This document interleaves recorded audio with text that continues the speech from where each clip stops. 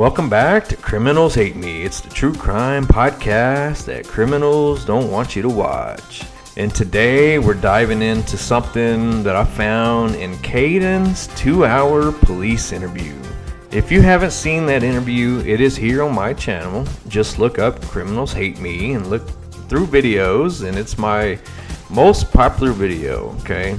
And it's the 2-hour secret police private interview that was leaked by Alicia, and I actually got it because someone sent me a link of this interview that was from Brooke Bounds Carter's Dropbox. She had a copy of it on her Dropbox, and it was being passed around like candy at a candy store, and everyone was listening to it on Dropbox, which is very annoying, and it's not very fun to listen to 2 hours of something on Dropbox. So I decided to make that publicly available interview available on YouTube, okay? And I put a graphic with it, that way you got something to look at while you're listening to it, okay?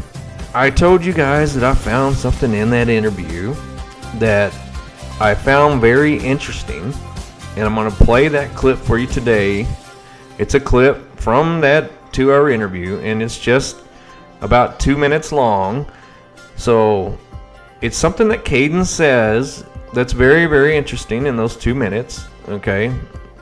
What he does say is very interesting, but what he doesn't say is what is even more interesting to me, because guys, I catch everything, okay? I don't just listen to what someone is saying.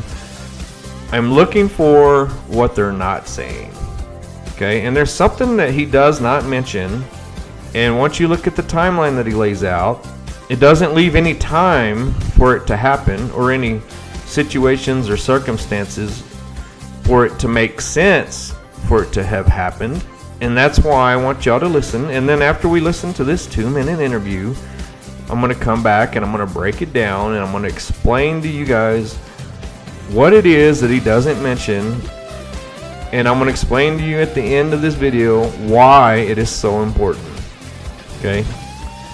So let's listen to that 2-minute clip of Kaden's interview right now, and then we'll be right back to break it down.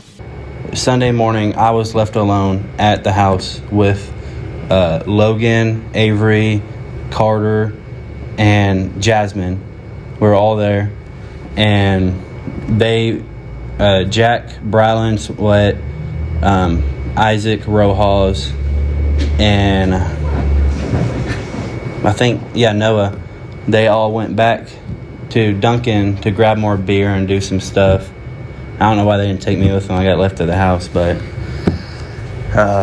we ended up watching movies all day until they got back, and we went to, there's a Dollar General, a Dollar Tree, I don't know, they all have different names, but we went to one of those, and we returned a vacuum that they were renting, like a steam cleaner, and got more beer, and we went back to the house. Party started up again. But that night, not that night, but before it turned nighttime, we went, me, Jack, Isaac, and Noah, and Brylan Sweat went out on the side-by-side on the country road, just shooting random shit. And after that, we went home right before it got too dark to see when we were driving. And before we got home, there was a culvert on the side, and we jumped it. No one got hurt. I know they were saying there was an ATV accident, but I don't remember that. I'm pretty sure I was asleep when that happened on Sunday night. But party goes on. All right, I hope y'all enjoyed that 2-minute clip. So now I'm going to break down what he said, and I've got some stuff highlighted, and then I'm going to talk about what it is that he did not mention, okay? But let's talk about what he did say and the stuff I have highlighted, okay? He says, Sunday morning, okay? That's a time. On Sunday morning, okay? I was left alone at the house with Logan, Avery, Carter, and Jasmine. This was Sunday morning. And Jack, Breland, Isaac, Rojas, and Noah, I got that in red because he's including Noah was with them Sunday morning. They all went back to Duncan to grab more beer and to do some stuff. I don't know why they didn't take me with them. I got left at the house, but we ended up watching movies all day until they got back. So Kaden is saying that him, Logan, Avery, Carter, and Jasmine stayed at the house starting from Sunday morning pretty much all day. They were at the house watching movies while Jack, Breland, Isaac, and Noah went to Duncan to do something else. Starting from Sunday morning and going into all day. Now we don't know what all day means, but as we read through the rest of these, you can kind of put two and two together of timelines. Then he says, and we, which I highlighted we because he says it 4 times in this section. I don't know who we is, because in the top one he mentioned the girls was with he was with the girls and that the boys left to Duncan. But in this section, I don't know who he's referring to when he says we. He says, and we went to a Dollar General or Dollar Tree. I don't know. They all have different names. But we went to one of those and we returned a vacuum that they were renting and got more beer, and we went back to the house and the party started up again. So you can kind of see that if it starts on Sunday morning and it goes all day, and then they went, whoever we is he talking about him and the girls, or is he talking about him and Jack and the other boys and Noah? We don't know. That's something that only Kaden can clarify. But you're starting Sunday morning and then going all day with them watching movies with time passing, and then they go to the dollar store to return the vacuum. Okay, that's the timeline. And here's where his timeline ends. But before it turned nighttime, and I looked at the time and date archives, and in Terrell, Oklahoma, it's saying nighttime was around 7:30 p.m., somewhere in there. He's saying before it turned nighttime, me, Jack, Isaac, and Noah was with them, and Breland went out on the side-by-side on the country road just shooting random shit. And after that, we went home right before it got too dark to see. So it's still light out, and it gets dark around 7:30, possibly 7:45, okay, somewhere in there. But he's saying this was before it got dark, that they're already heading home. And when we were driving, and before we got home, there was a culvert on the side, and we jumped it. He's saying it's still daylight when all this happened. So you're establishing a timeline here. Before it got dark, they were out on the side-by-side shooting stuff and jumping culverts. Okay, let's use common sense. You're not going to go and do all this in 5 minutes. You're not going to go do all this in 10 minutes. If you're going to pack up on a side-by-side, you and some other boys with guns to go shooting, that's something that takes a while, guys. That's time consuming. That's something they enjoy doing. So how long were they out there?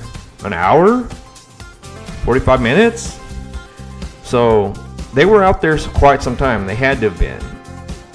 Because I'll never believe that they went out there for 5 to 10 minutes. And this is important, okay?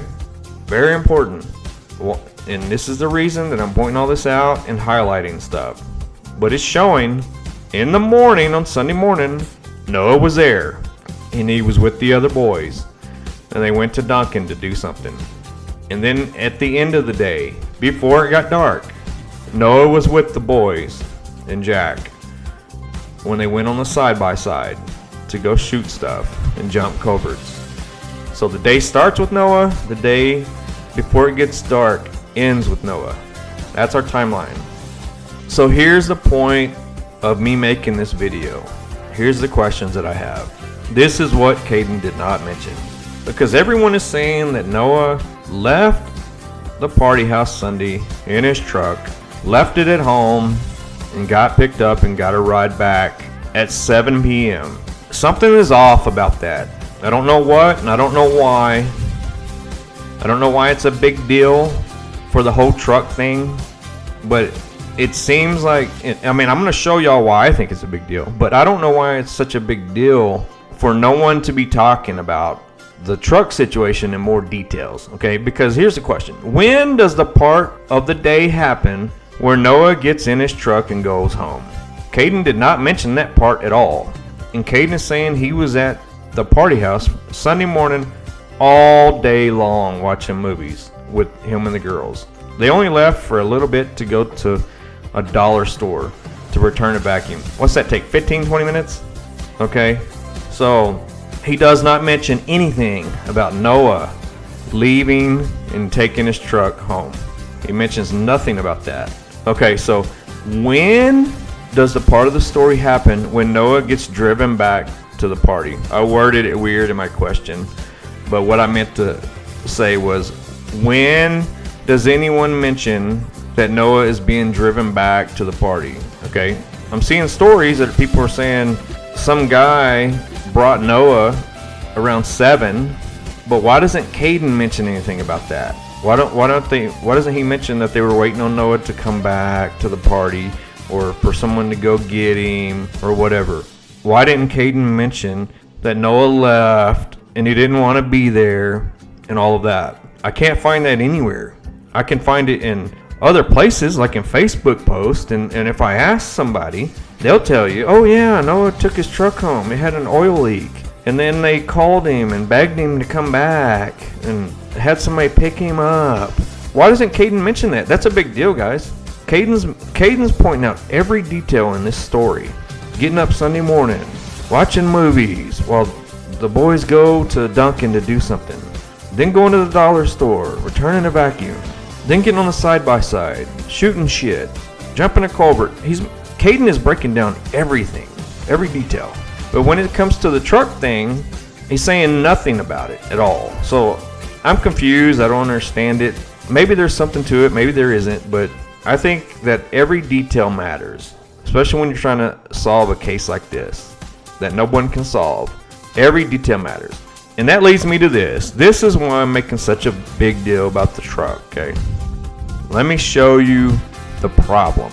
Noah not driving his own truck to that party and not having his truck there at that party helps the party hosts defend themselves in the social hosting and wrongful death case. Because if Noah did not have his truck there the night he ended up dead the next morning, if he did not have his truck there, then that means that he couldn't be driving home drunk, right? He couldn't be doing any drunk driving. So the party hosts are basically trying to show that they were being responsible and that they had Noah at a party without his vehicle. And yes, he was getting drunk and drinking and they were having a good time, but they weren't putting him in harm's way because he couldn't get in his truck and drive home or drive off mad or anything. That helps the party host defense. The second thing with the truck is if he didn't have his truck and no one would give him a ride home, because supposedly he was asked for a ride home, but there's a lot of discrepancies there. People are saying that he didn't ask for a ride, some are saying that he did. But if he did not have his truck there, then it helps the case of him getting mad and walking down the highway on his own. Because if you can't drive your truck home and nobody will give you a ride, now you're left to walk, right? So this helps the party host's defense once again. Noah walked down the highway and ended up ran over on his own doing, on his own free will. So this leads me to this, guys. Whether or not he drove his truck to the party or not, whether or not his truck really was at his grandma's house or his aunt's house or wherever in the driveway, and Noah really didn't drive it there. The fact of the matter is, whatever the truth is or whatever the story is, him not having his truck there at that party helps the defense of the party host. And this is a major reason of why there are no charges yet. This is one of the biggest. Him not having his truck at that party that night. He couldn't drunk drive, and he couldn't drive home, and he couldn't get a ride from someone because they were all drunk and they didn't want a DWI. So he supposedly walks off on his own, and he ends up deceased on the side of the road in what they want us to think was a hit and run. Or some want us to think that he fell asleep in someone else's truck and fell out down the road. But the fact of the matter is, Kaden did not mention anywhere in his 2-hour-long testimony that Noah did not drive his truck. Okay, if I'm missing it, then y'all help me find it and point it out. But I'm not talking about Facebook posts. I'm not talking about he said, she said from the clan or from Brooke. I'm talking about kids who were at the party that are willing to talk and not the ones that are just trying to build a defense for themselves. I'm talking about witnesses that are at the party. Did any of the other kids say that Noah's truck was not there? Because that's a huge piece of evidence, circumstantial evidence, okay? So let me know. And as always, if you like this channel, like and subscribe and leave some comments, and I'll get in those comments and chat with you and talk about it. And, because this is a very interesting case, and I think that we're heading in the right direction. But like I said, sometimes it's what they don't say that's the most revealing. See y'all later.